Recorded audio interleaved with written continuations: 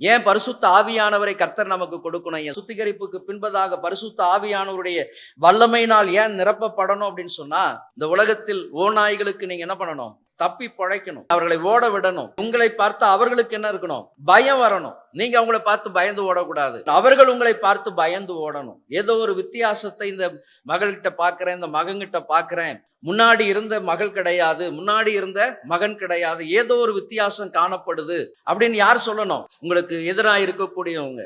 முன்னாடி எதுனாலும் சரி அமைதியா போவான், அப்படி இல்லை, அவனை பார்த்தாலே நமக்கு பயமா இருக்குது. அப்போ இதுதான் கர்த்தர் உங்களுக்கு கொடுக்கிற பலன்.